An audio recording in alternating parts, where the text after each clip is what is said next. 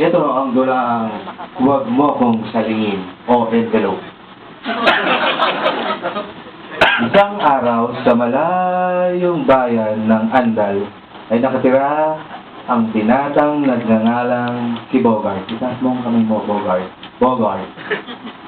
Si Bogart ay isang bagong LLC. Nakatapos lang ng LLCS training sa Bayview. Si Bogart ay isang matuwid at may integridad na LLCO. Mahal niya ang kanyang trabaho at kanyang hindi siya magiging corrupt.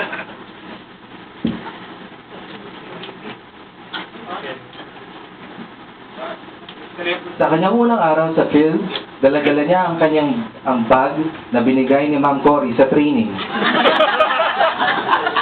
Masaya siya naglalakad, tumatalon, gumugulong-gulong.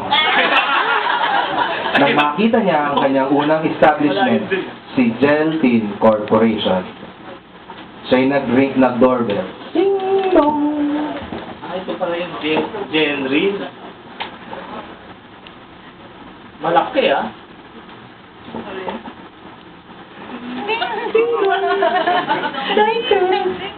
Biglang dumating ang taga-Geltin Corporation. Pinapasok siya ng sexy secretary. Gumiling-giling. Gumiling-giling ang secretary. Po kayo. Thank you. Po kayo, sir. Po ba kayo dito? Ay, hello. Ano po? Thank you. Thank you. Sir, ano sa mga Hindi. Anyway, ako nga pala si Mike. Di po kayo na yan. Ikaw si Bogart, mali.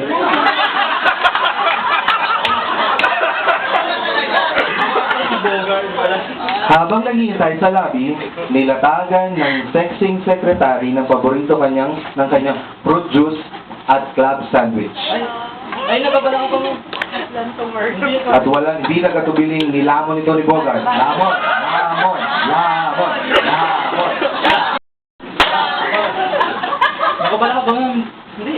Hindi, sir. Hindi ako may sa pudding. Pansit sana. Pwede mamaya pagkatapos, pansit. Hindi, okay lang.